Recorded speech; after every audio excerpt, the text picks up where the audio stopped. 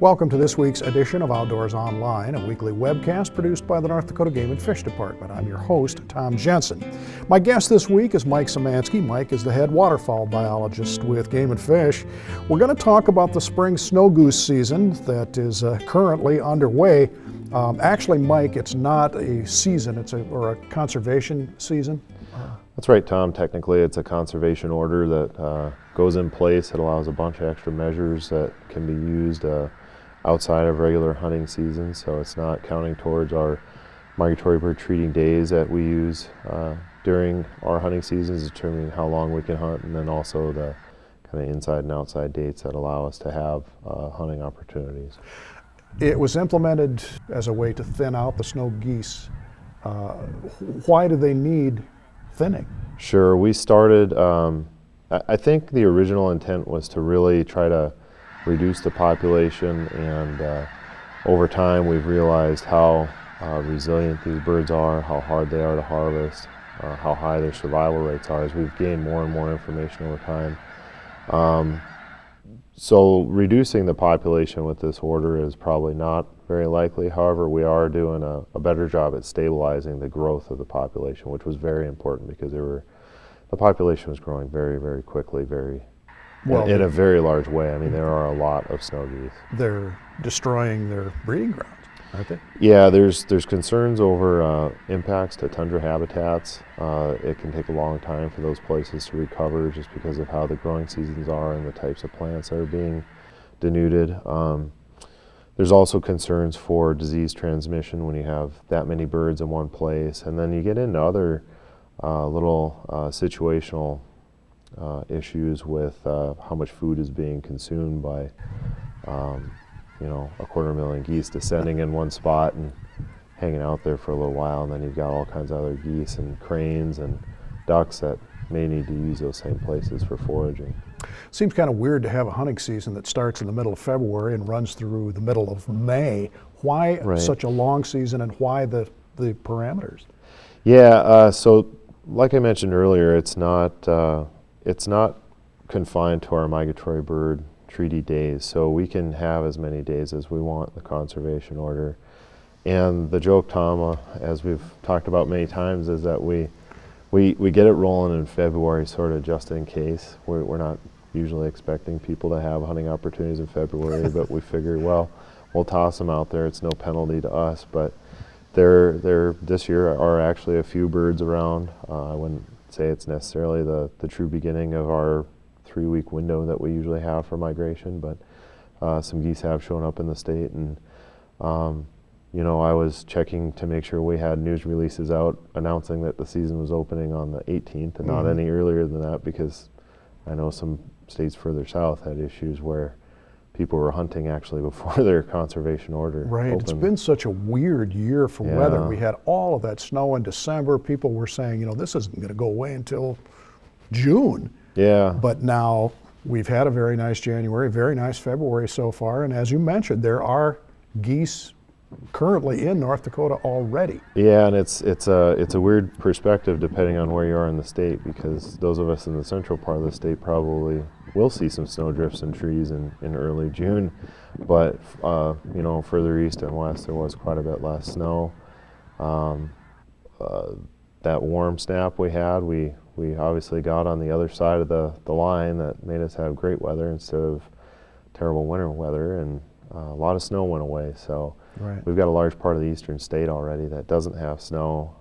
There's a lot of winter left. I mean, we can certainly have a whole bunch show up in a hurry, but I know the southern part of South Dakota now is looking at a fairly major storm that's going to go through there. Yeah. What happens when the northern part of the actual migration is almost into North Dakota? They're going to have this snow behind them. They're going to have a snow line in front of them and things. They bounce back and forth, I would guess. They jockey around a little bit. A lot of times they hunker down too, just if it's going to be tough for a couple days, they can handle that.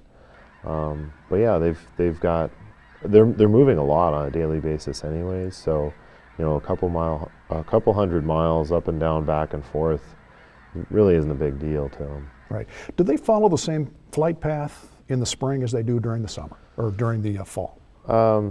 No, it's typically further east in the spring. In the fall, they're coming down more in the western and central part of the state. In the spring, they really come up through the eastern side. They're coming from further east generally. A lot of it is, I usually describe it as kind of that James River lowlands corridor. When they hit about the interstate, then kind of all bets are off on which way the birds that you're following might go. They've got some decisions to make as to whether or not they want to keep going straight north or maybe pitch it over to the northwest. People use different techniques to hunt spring snow goose than they do hunting in the fall, or if they go to Saskatchewan or Manitoba. It's a whole different thing. Yeah, it's a lot of the same techniques, just employed slightly differently. There's a lot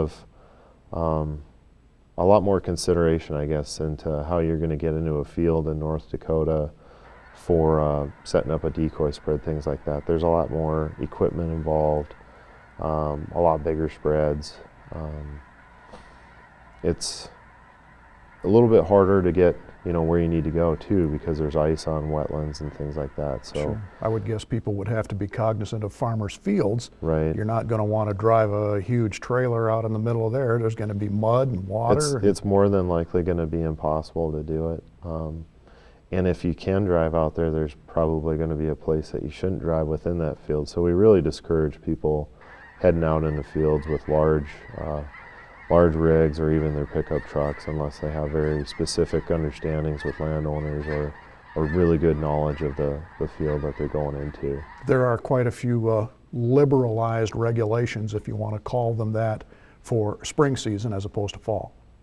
Sure, Tom. We have some special considerations for hunting snow geese in the spring. One of those is hunting at half an hour after sunset. But the bigger ones that are more commonly used are getting out there with electronic calls and then also unplugged shotguns. That's to maximize the harvest, I guess.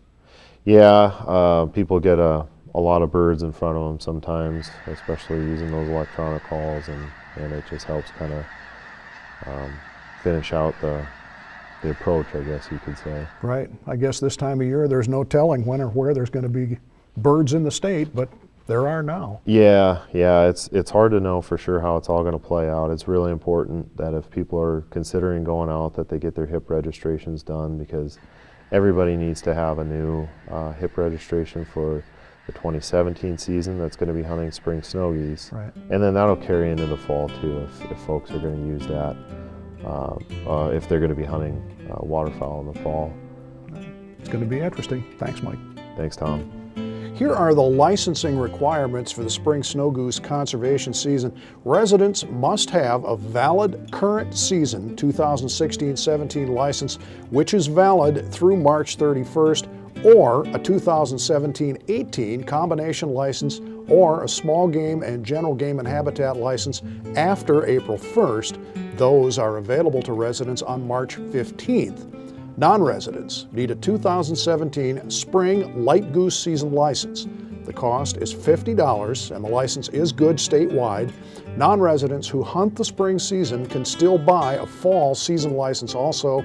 The spring season does not count against the 14-day fall waterfowl hunting season regulations. A federal waterfowl duck stamp is not required for either residents or non-residents. For Mike Szymanski and the rest of the staff here at North Dakota Game and Fish, thanks for joining us for Outdoors Online. We'll see you again next week.